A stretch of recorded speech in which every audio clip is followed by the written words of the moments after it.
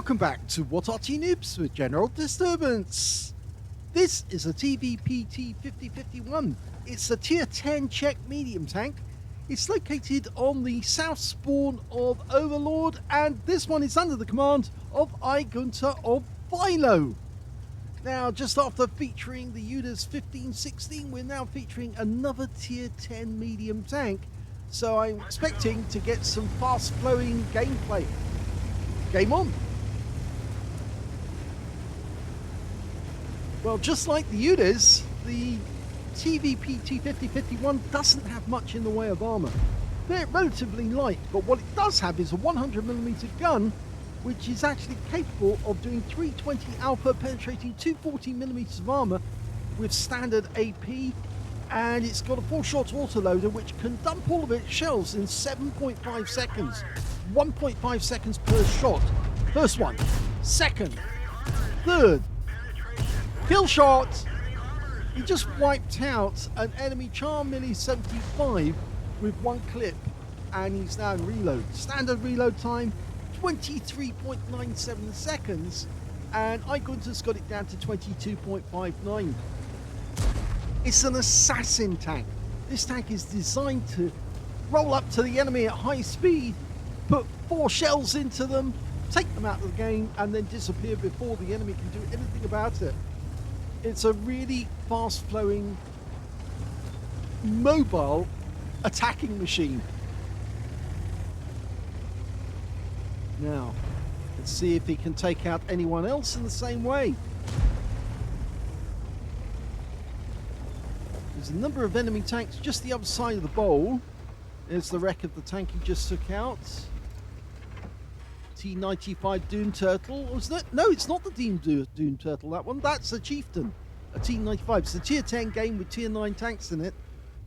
Yes, T95 FB4201. Oh! Well, the RU251 offered him the top of his turret and he took that. Notice how quickly you can re-aim on this one, and the shells are so fast that the moment you click that button, bang, the enemy tank gets hit, and then you get the damage in very, very quickly indeed. Well, he's still got 3 shells in this clip. He's opted for the reload quickly. And that's a good idea because there are some enemy tanks down the beach, and it appears that none of our team, well, only a few of our team actually went down onto the beach, and they actually went down in a defensive manner. We've got a T30 down at the south end, and alongside him is one of the Artys. But the enemies put a T110E5 and an Object 257 down on the beach. I think they already lost their Object 268 version 4 down here as well. Now, 1,280 hit points of damage is what this gun can do in 7.5 seconds from the first shot. Now, is that T50, is that E5 looking our way? No, he's not. Okay, in which case then we'll just blast his rear. 1 shot in, 2 shots in. Not sure if that one connected. He only got 3 shots into the rear of the E5, but he did get a huge amount of damage off him, just under 1,000 hit points. Okay, the 257's low on hit points as well now. I think it was our guys in a T54 and an E75 who were firing down on them, but sadly we just lost both of those guys to a TNH T-Biz 51. Now Igunter's ready to take out that E5. Should only take 2 shots, but we might take a hit. Let's see if he's willing to come forward. Okay, first shot actually hits the tracks. Oh, we take a clobber, but go to lower plate, and there's the kill. Still got 1 shot. He's not going to opt for a reload. He wants to take that 257 out. He is a 1 shot after all, but he might take a hit. Well, yes, he did take a hit, and quite a heavy one at that. But he's got his 3rd kill. Down to half hit points though. Now, the Czechs started working on the TVP T5051 in January of 1950, but they discontinued it just 2 months later. There was no blueprints, and it only got to the blueprint there was blueprints rather. It only got to the blueprint stage. There was no prototypes at all. It would have been quite interesting tank because it would have been very fast. And in many ways, it might have been like the Leopard today, because the Leopard is a fast-moving, lightly armoured medium tank. And this is basically the same thing, but the Czechs would have had it in the 1950s, rather than having to wait until the 1960s, as with the Leopard, where he's opted to hug the cliff edge, because of course he doesn't want that TNH TVIS 51 firing down on him as he goes by. Oh, just saw the tracer of the enemy Arty, and we did get spotted. And I think it was the T95 FE401 who spotted us. But there's one of the enemy Arty. It's the 2128. One shot in. Oh! Well, he got him on the third shot. But he'll pop for the reload straight away. So he's now got 4 kills. He's the lead scorer in the game so far. And some of the enemy tanks are very low on hit points. There's a Cobra up there who's only got 2 hit points left on the enemy team. And you can't get complacent though, because the enemy's still got 7 tanks out there, and the scores are now even. Oh, no, they popped one back again.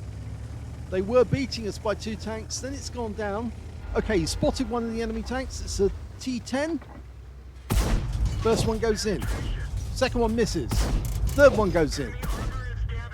Don't think he got the 4th one, but he's straight into reload. That T10 looks like he's going to come back. So, yes, Igunter's selling him a dummy. He's going to go down to the beach. No, he's not going down to the beach. He's turning around and he's going to go back. Okay, he's loaded, ready to go. I'm sure that T10... Yes, there he is. 1 into the rear. 2. Oh, didn't get the second one. But he does get the last one. That guy's now 1 shot. And in fact, actually, the Monkey King kills him. And the Monkey King's now up to 3 kills. So they could platoon, actually, and get a brothers in arms together. Well, the enemy RT left alive is the T92 HMC somewhere in this direction. And I think we'll probably spot him very shortly. There he is. And he's in the aim. And that's a Pascucci's medal. And 20% of the enemy hit pool. So we've got a potential high caliber in there. There's the Cobra. Oh, and the Monkey King claims him too. So now the Monkey King's up to 4 kills and we're up to 5. So we're 1 short of getting a Top Gun. If the Monkey King lets us get that last kill, then we will have it. It kind of looks like the Monkey King's low on hit points though. He's only got 11 left. So I guess that he's actually headed for the cap to put some pressure on the enemy, and he doesn't really want to engage any more enemy tanks. But there are still a number of enemy tanks in this game. Still 5 of them to go. Yep. Or 4 of them to go, Rob. 3. Oh! He didn't count on the Leopard firing into him as well. And the Leopard has been killed by our Arty, the M53, M55. But sadly, yes, the Char was able to get enough shots into us to take our hit points down. And Igunter got wiped out, trying to get that last kill to get a Top Gun. But it looks like now, with only 2 tanks left, the Object 704 is just taking some damage from our Centurion Action 10. And the other enemy tank in the game is still the Char Future 4. But he is badly damaged. And he's even more badly damaged now because he's a 1 shot. Oh, it was so close. I think the problem was that Igunter stayed still for too long to allow that Char Future 4 to get a shot into him. And the Leopard, well, hit him just the moment he didn't expect. He got double tapped by 2 tanks at the same time. There goes the 704. Well, we did get tracked, and we just got hit by the Char Future, who goes down to the T30, and that is a winning game.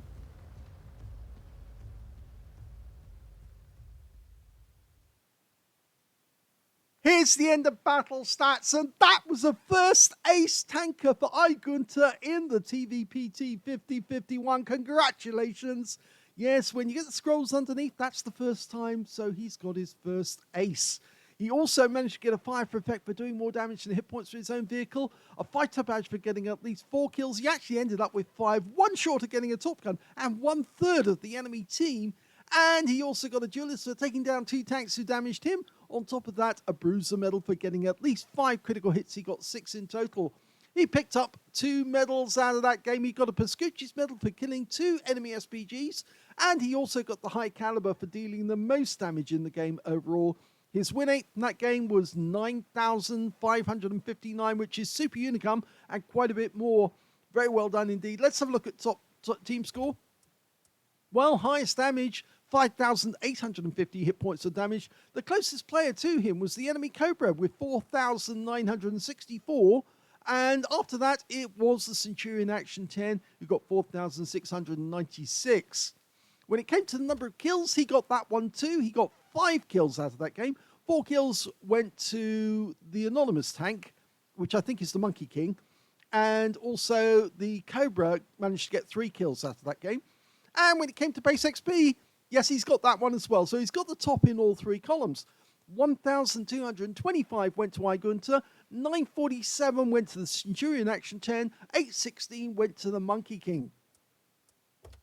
He fired 29 rounds, 25 direct hits on the enemy, 21 penetrations, damage of 5,850 hit points, of which 1,704 were at more than 300 meters. He received 5 hits from the enemy, all 5 penetrated. The armor is diabolically thin on this thing. You'll see that in a short while when I show you the armor profile. 4 enemy vehicles were spotted, 8 enemy vehicles were damaged, 5 were killed, and 796 hit points of damage assistance. He earned 81,461 credits for the battle, 40,730 from personal reserves, 122,191 credits altogether. And after repair, ammunition resupply, he took away 56,131 credits profit. If he'd actually had it on a free-to-play account, he would have lost money. 25 bonds for this being a mission achievement, and 7 bonds for this being tier 10, 32 in total. 1,837 XP for the battle, 919 for completing a mission, and 1,837 from personal reserves. Took away 4,594 experience points altogether. So, great game to have an ace tanker on. Just a shame that he missed out on that top gun. I suspect that if he'd actually stayed just the other side of that ridgeline, the Leopard wouldn't have been able to get a shot on him, and he would have been able to put shells into the Char Future 4. But he kind of stayed there, trying to pump those shells into the Char as fast as he could. And unfortunately, that worked out to his detriment because there was 2 tanks aiming at him, not 1. And that was the end of his game. But let's have a look at the armor profile for this vehicle. Okay, very thin armor, except for the turret at the front. You can see it's only 65 millimeters on the front upper plate.